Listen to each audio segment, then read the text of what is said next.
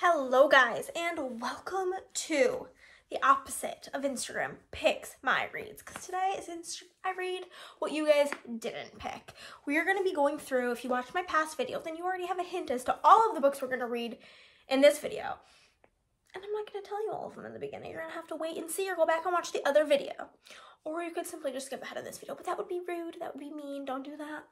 But basically, I did a video where you guys picked what books I read on Instagram, and now I'm reading which ones you guys did not give as many votes. The first book we are starting with in this video is People We Meet on Vacation by Emily Henry. We actually have multiple Emily Henry up in here.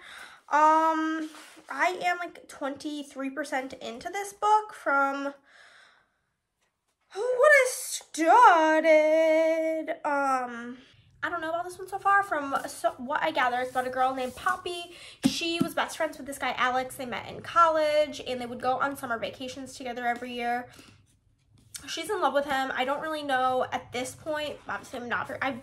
I'm basically only where, like, the synopsis gives you. That basically, they haven't talked in years. Something happened where they stopped talking, and now they're going on this vacation together and hopefully gonna repair the relationship, but who knows. I have read from Emily Henry. I have read Beach Read, Book Lovers, and Funny Story. I liked Beach Read and Funny Story a lot. I was not obsessed with Book Lovers. I liked the sister aspect, but I found the book to be really, like, draggy, but we will see how we feel about People We Meet on Vacay. Truly don't think I've even introduced this video yet, but we'll have the intro be before this, obviously.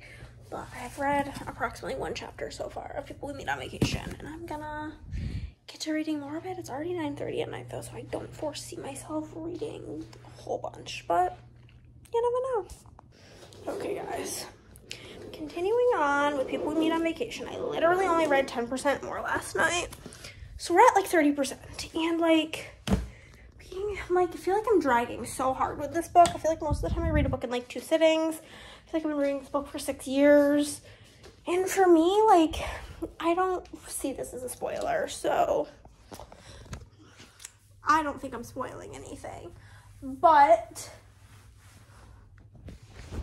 basically, IMO, when I'm reading a story that is, you know, about anybody over the age of like 12, and you're constantly just talking about how things are so awkward, but you haven't talked about, like, the situation that's making it awkward. You're just, like, actively keep reminding me that things are awkward. I'm just like, you're an adult. Talk about it. Like, so I will say that that is slightly annoying me and making me not particularly root for these characters of Poppy and Alex. But maybe I'll start liking them more. Who the heck is to say? Because I don't, right now, not loving them.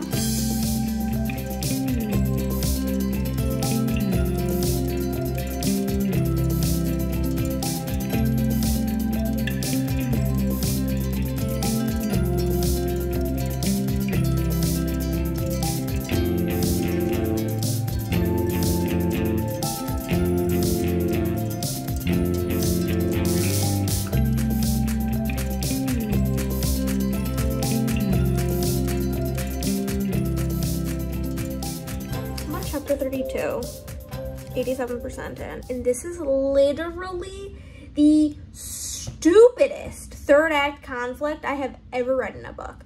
I was thinking, you know, okay, maybe I'll give it a 3.5. No, it's definitely just a 3, because the whole first half of the book's so boring. This third act conflict is the dumbest shit I've ever heard in my whole life, and I'm honestly kind of mad about it, but we only have 40 minutes left in the book, so right on, guys, right on. I look like a toe, so we're not gonna make this long, but we're about to get started on Survive the Night. I'm ready to see it. I hope I like it because it has pretty bad reviews. I think it's like a low 3 on Goodreads. It's like 3.4, maybe like below a 3.5, so wish me luck. Okay, guys, it's midnight 04. I finished the book. Read the whole thing today, and I'm giving it a 3.5 because in classic Riley Sager fashion, there's about 6 gajillion crazy twists, which isn't my issue. My issue is that I guessed the big bad guy, like who the like main enemy was. Well, I guess all of it, obviously, but like the main thing I guessed from like the beginning. Maybe I'm just becoming too smart. But yeah, I finished that. Next up will be Miss Happy Place by Emily Henry. Hopefully it's better than People We Meet on Vacation. Yo, we're gonna ignore, the lighting is so bad in here, you can't even tell. I have a horrible pimple, but I just started reading Happy Place by Emily Henry, and I'm only 3% in. But it's so weird, because both the last book I read and this book reference their friend smelling like Chanel No. 5. How odd. Getting back to reading Happy Place right now. I'm a little not thrilled about reading this, because, my bestie who just finished it told me that it was big on the miscommunication trope, and I hate miscommunication, so really annoyed about that. But hey, I have 3 hours to kill, so I could probably get a good chunk of this book read. It's like a 400-page book, so within 3 hours I should be able to get at least halfway, if not more. I got myself a little, oops, covering the camera, snack of my lemon pepper chips. It's basically my dinner. And I'm gonna get to reading this book with the lazy Kindle set up, you know? This book is really giving me People We Meet on Vacation vibes, in the sense that there's these, like, the chapter of, like, where she is now and then their relationship in the past. And I just don't care about the past relationship. All of these, like, past chapters, I'm, like, eyes glazed over, not a fan. Okay, book pals, you are on the book cart right now. This book we are starting. We finished Happy Place, and this is the book I'm currently reading. I moved into this one. I'm only 1 chapter in, so I don't really have much to say. I don't know if I did like a little book haul here, so if not, we're gonna haul the 4 books that I bought this week. I picked up a copy of Check and Mate by Allie Hazelwood. It has like the sticker stuck on it a bit, but I'll probably be able to get it off, and I think that's probably why it was so cheap, because they were only selling it for $6.99, which also, if you're UK, you're so lucky. I feel like UK books, like paperbacks in the UK, from what I see from the UK book people that I watch, are so cheap. Whereas like full price paperbacks here, this one's YA, so it's only $14, but paperbacks around here these days are like $17 to $19 for paperback. Get it together. But picked that up, gonna throw it on the TBR cart. Then I did pick up Book Lovers by Emily Henry. This was only $8.49. This is a trophy book. I have already read this, and it just needs to be put on the orange shelf apparently, because the spine is orange. Oh, I hate where you guys are located right now, because like you can't really see what I'm doing, but the options are limited. Ugh. Hold on. Okay, you're balancing on Chris's suitcase. So the spine of this book is orange, which is like fine, but I don't think it'll look good on my orange shelf with the blue of the book showing. So I'm just gonna put it kind of further down in the stack so that you don't see the blue as much. And then we'll put our little orange decor back up there. That is perfect. And then the other books I picked up are Twelfth Night. And I'm gonna get the sticker off of this. And it's got this at Half Price Books. I want to take off the Reese's Book Club sticker too. The only stickers I keep on are ones that say like signed copy. Sometimes. Oh, this Reese's Book Club one is not coming off nice. It's coming off very sticky. I'm gonna have to get some Goo Gone to get that off, but it's really annoying. I'm excited this book's purple. Purple is my like least popular book color. Check and Mate's spine is also purple, so that's exciting. Add some purple to the like, I think I have only like 3 or 4 purple books, which is crazy. I feel like a lot of fantasy books are purple. I don't really read fantasy, so. But we got this, and it has like the game on the thing. I'm gonna just leave this on here. It was $16. And then I got a signed copy of Middle of the Night by Riley Sager. It was $24. The like non-signed copy of it on, what's it called, on Amazon was $20. So I figured $24 for a signed copy was not too shabby. We can toss those into the book cart now, but it is Friday at 5 o'clock while I'm filming this, and I have no plans for the rest of the day. I just finished all of my work. I have one reel to edit for tomorrow, and that'll take me literally less than a minute to edit it because it's just a order packing reel. And then I'm just gonna get to reading. This book that I'm reading today is just about 400 pages, so I'm gonna try to read most of it today. It is YA fantasy, I believe, but I am not a big fantasy girly, so fantasy is quite difficult for me to read. And it currently is, my Kindle is currently telling me that I have 5 hours left in the book, so I can very easily finish it today because I have nothing going on. And then tomorrow I'm also doing nothing until like the afternoon. So that's set up. Y'all, I'm DNFing this book at 30%. I just can't be bothered. I am the queen of DNFing. Life is too short to read books you're not liking. I also got this book for $5 at the used bookstore, so I'm not really worried about it wasting money. I will put it in a little free library and somebody else can find it and enjoy it. But I am not enjoying it, so I am not going to continue it. Permanently deleting from my Kindle, and then I think I'm gonna move on to the cheat sheet by Sarah Adams because it's pretty short, and I know I like Sarah Adams. So a sensitivity notice, what's that about?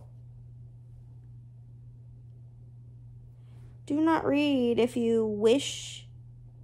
Oh, some characters have on-page anxiety. That is fine. I can handle that. I actually don't really have any what's it called? Triggers, but I am going to start this book. It's like less than 300 pages. I still should probably be able to finish this book, but basically with the other book, I knew it was time to DNF because like every 2 pages, I was like stopping to check my phone. And I just don't have, I have too many books that I want to read and enjoy to like waste my time on a book that I'm not enjoying, if that makes sense. So I'm going to keep it just for like the ending of this video, but after that it's going to go in my pile of books for the little free library. And I'm done trying to make fantasy happen. It's never going to happen for me. Okay, y'all. Since switching to this book, I switched to The Cheat Sheet by Miss Sarah Adams. But since switching to that book, I'm already like 20% into it in like an hour, and I just really enjoy Sarah Adams writing. Like, I'll be honest, I don't think I'm smart enough for a fantasy book. Like, I just don't think my brain works in that way. Like, if I'm watching some sort of fantasy type TV show, I have to like rewatch it like 8 times to really like get what's going on. So I just think like it's maybe just not for me. I just get so bored. But I think my top 2 favorite romance authors are Christina Lauren and Sarah Adams. But I am planning on taking some pictures for more of like the choose which book I'm reading situation. So I'm gonna do that now. Well, it's light out. It's fake dating! Woo! My favorite trope. I am loving this. I'm already almost 40% in, and it says I have less than 3 hours left in the book, and it is only 8, 9, 10. Yeah, so I'll probably be done with this at about 11. I'm enjoying it so much.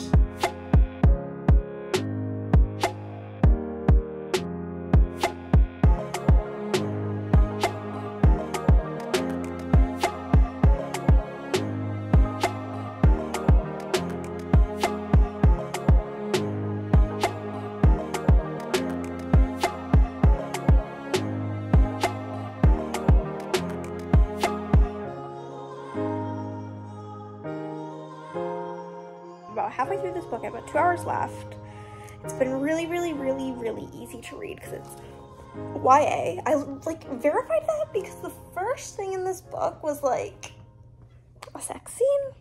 Not like graphic, but like definitely they were, you know, getting it on. But Goodreads says it's thriller, mystery, YA, so who knows? But yeah, it's been very easy to read. It's probably right now sitting at like a 3, I feel like, for thrillers for me. It really depends how quick of a read it is, how easy of a read it is, and then the twists. And obviously we haven't gotten to the twists yet because we're only 50% in. But I personally feel like I read the second half of books faster, so there's that. It is 2:30-ish. We're going to be leaving here for our plans today in about an hour. So I won't finish this before we leave, but I'll only have about an hour left. So I'll probably finish it whenever we get back tonight. All I gotta say, now I forget what the main girl's name is. Lauren. Her mom at 59% sucks. Simply hate her. Getting into it. Okay, guys, we're here. We made it to the end. I have read and or DNF'd all of these books. These were all the books that you guys, you know, picked for me to not read when I did my poll of what Instagram tells me to read. So in turn, these are the books you guys all told me not to read. And I will be honest, I think you guys were right on most of these. Of these books, we had 3 3-stars, 1 DNF, 1 4-star, and 1 5-star, which I think is probably a lower average rating than the other one. But we will just run on in. We'll start the first book I read, which is People We Meet on Vacation by Emily Henry. I ended up giving this book, I think 3 stars. Also, here's when we were going to get into some spoiler portions. I'll go through really quick with my ratings and then we'll get into the spoilers. 3 stars for People We Meet on Vacation. I think Survive the Night I gave 3.5 stars by Riley Sager. I think I got 3.75 stars to Happy People by Emily Henry. I DNF'd 3 Dark Crowns by Kender Blake. 5 stars to The Cheat Sheet by Sarah Adams. And then 4 stars to The One That Got Away with Murder by Trish Lundy. So now we'll get into the spoiler portion of this video. People We Meet on Vacation. This book felt entirely too long, and this book and Happy Place really gave me like the same vibes. I feel like in this book, you knew that something happened between these two on their last vacation together, and all of the flashback chapters about it's Poppy and Alex, about their like prior vacations together, I found to be so boring. I did not like the flashback chapters, just did not think they were good. And I read Funny Story 2 months ago, or the month it came out, and absolutely loved it. So I feel like I have such a hard time not comparing like the author's previous books, and this just like was not the vibe. There was a couple of like parts in the book that I did quite enjoy that I highlighted.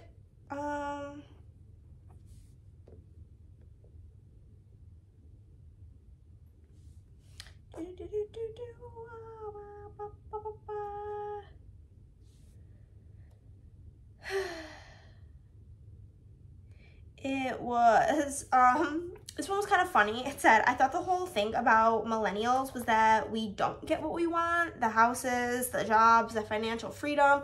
We just go to school forever and then bartend till we die. Honestly made me LOL. Thought that was hilarious.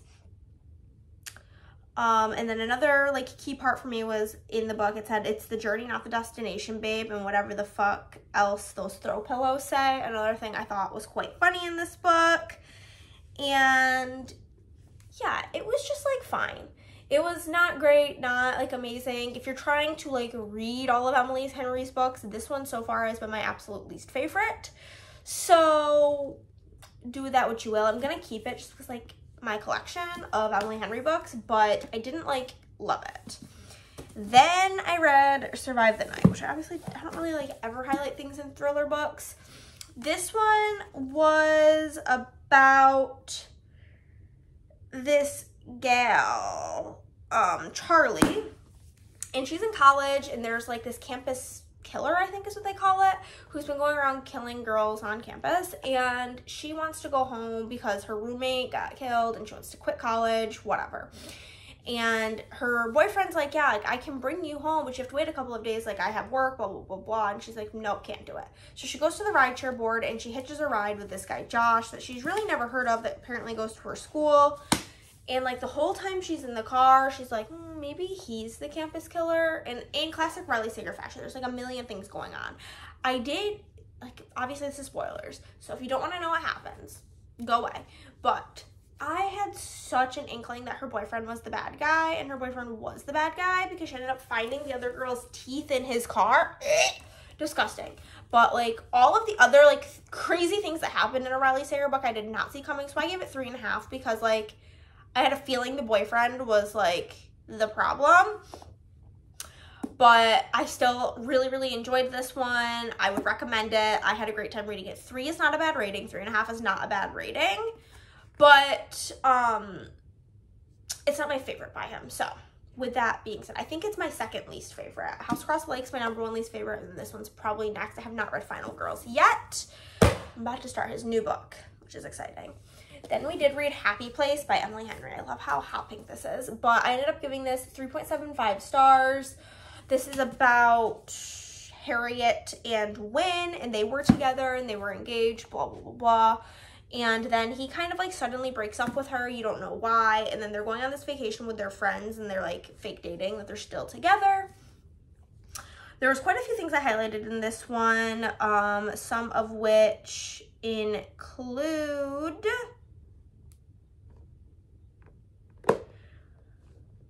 they were talking about, like, loving each other, and she says, how? Because you're good at loving, he says, and I know, and that's all you have to do, which was really, really cute.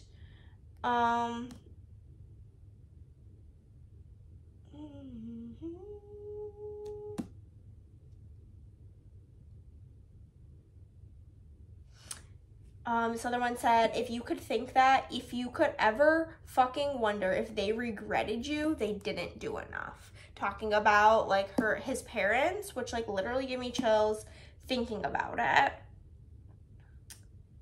And one more deal I struck with the disinterested universe. If I'm good enough, I'll be happy. I'll be loved. Which literally struck me to the core as a perfectionist person, which the characters in this book are. And when she said that, like, if she could just be good enough, then maybe the universe would let her be happy, and, like, then, like, she'll be loved, literally can make me cry right now thinking about it. But I do think that, like, the big conflict in this book, like, the reason he broke up with her was kind of silly, though as somebody who has experienced, like, the loss of a parent, I can understand being it, like, not thinking clearly and just, like, really going through the ringer like he was, and they were both kind of trying to please each other but not communicating about it, which I don't love miscommunication. But given that, like, layer of the parent who had passed away, I kind of feel like I could relate to it, because at least for me, when I was in that state, I was not in a good place. So overall, 3.75, not my favorite Emily Henry, not my least favorite. Then I DNF'd this one, which was 3 Dark Crowns. I, like, keep trying to make fantasy happen. It's just not going to happen. I just think it is so incredibly boring. This is probably a great book for somebody. It's just not a great book for me, and I'm done trying to like fantasy. I know you can probably say I do a Fourth Wing there. I thought that Fourth Wing was like a 3.5. I could really see the appeal. There were parts of it I found very interesting, and it was written very easy. So like I could get through it, but this was just boring, did not like. And that's going in my getting rid of pile. I'm gonna do this out of order because I want to save my favorite book of the video for last. But the one I just finished right now is this one, which is The One That Got Away with Murder by Trish Lundy. This one I have not really heard anybody talk about, and I always love when there's like a secret little foiling, which the moon makes sense. The moon necklace on here makes sense. It's so cute. So, well, the book's not cute, but this book, I have lots of thoughts on it because I just finished it literally like 20 minutes ago, is about Lauren, and she had something bad happen in her hometown. Like there was a fire and everybody thinks she caused it and disfigured her boyfriend so nobody could have him. they move away to like where her mom's boyfriend lives, and she starts a new school, and she starts like seeing this guy Robbie. Come to find out, Robbie and his brother Trevor are really, really rich, and everybody thinks that like they both killed their previous girlfriends because they both died. And then one of them dies, and it's like this whole thing, and they're trying to figure it out. She still stays friends with them because she gets the vibes that like it's not them. However, she is on the soccer team, and one of the girls who died was on the soccer team, and so like her whole team ices her out because they're like, you're a traitor basically. But it was very interesting. There were so many twists and turns. I thought it was everybody at one point, except for the person it was, her mom's boyfriend. I was gooped, gagged, shocked. And it was amazing, and I really, really liked it. I gave it 4 stars. It didn't give me the 5-star feel, but I really, really, really did enjoy this book, and I would highly recommend. And then my favorite book that I read, which was The Cheat Sheet by Sarah Adams. I just really like Sarah Adams. I've read both When in Rome and Practice Makes Perfect. I enjoyed both of those. I don't give a shit about football, but I just thought the characters in this were so cute, and what are their names? Bree and Nathan, and Nathan was the definition of if he wanted to, he would. And this is about these two friends. They've been friends since high school, and they're both secretly in love with each other. And then they go out to a party with like the football team. He's in the NFL, and she gets really, really, really drunk and accidentally tells a reporter that like, because he and his girlfriend had broke up and she started all these rumors about him. She accidentally tells the reporter she thinks it's because of her, because they're secretly in love with each other.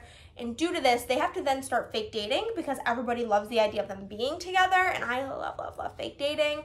And Nathan makes this whole plan with the football team. And they're just all such sweetie pies that they're going to do all these tests to see if she reciprocates these things. And if she reciprocates them, then maybe she likes him too. And it was just so good.